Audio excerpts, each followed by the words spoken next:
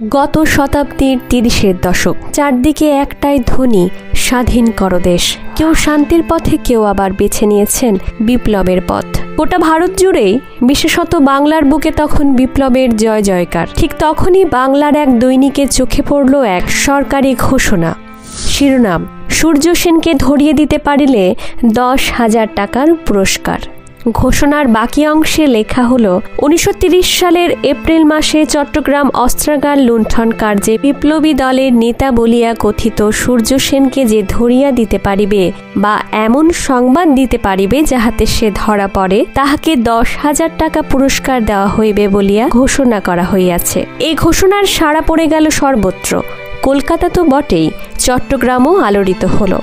কারণ মাত্র 2 বছর আগে এই শহর স্বাধীনতার স্বাদ পেয়েছিল, দেখেছিল ভারতের বীর বিপ্লবীরা চাইলে কি করতে পারে। আর সেই অভিযানের সর্বাধিনায়ক ছিলেন চট্টগ্রামের আদরের মাস্টার দা সূর্য সেন।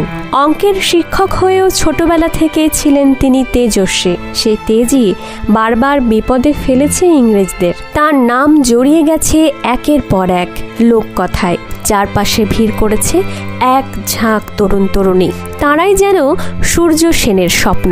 কিন্তু চট্টগ্রাম অস্ত্রাগার লুণ্ঠনের পর একে একে ছিটকে গেলেন সকলে। কেউ ধরা পড়লেন, কেউ গুলিতে প্রাণ দিলেন, কেউ বা সায়ানাইড খেয়ে মৃত্যুকে বরণ করলেন। অনেকে আত্মগোপনে রইলেন। আর এদিকে সূর্য সেনকে খুঁজে বের করতে ব্রিটিশ পুলিশ চষে বেড়াচ্ছে প্রতিটি বাড়ি, প্রতিটি পাহাড়, প্রতিটি জঙ্গল। প্রশ্ন একটাই, কোথায় তিনি? মাস্টারদা তখন এক গ্রাম থেকে আর এক গ্রামে পালিয়ে বেড়াচ্ছেন, পুলিশের চোখে বারবার ধুলো দিচ্ছেন। আশ্চর্যজনকভাবে কেউই সহযোগিতা করছে না ইংরেজদের।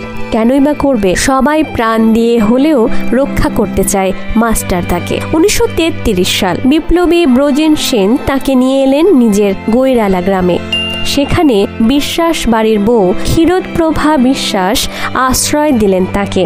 একটু ভয় পেলেন না ওই মহিলা। শপথ নিলেন প্রাণ থাকতে মাস্টারদাকে ধরা পড়তে দেবেন না। তার সঙ্গে চলল গোপন সলা পরামর্শ। কিন্তু সবকিছুর ফাঁক গলে এলো বিশ্বাসঘাতকতা। ব্রজেন সেনের দাদা নেত্র সেন টের পেলেন অদ্ভুত সব আলোচনার খবর। দেখলেন মাঝে মধ্যে খাবারও কোথায় যেন নিয়ে যাওয়া হয়। সন্দেহ ঘনীভূত হলো। অবশেষে স্ত্রীর মুখ থেকে বেরিয়ে এলো গোপন কথা, আশ্রয়ে রয়েছেন স্বয়ং সূর্য সেন। নেত্র সেনের চোখ চকচক করে উঠল। মদ আর জুয়ার নেশায় সর্বশান্ত তিনি বুঝলেন 10,000 টাকাতেই মিলবে মুক্তি। ঘরে এসে ধরা দিয়েছে সোনার হাঁস। পরের অংশের জন্য সঙ্গে থাকুন।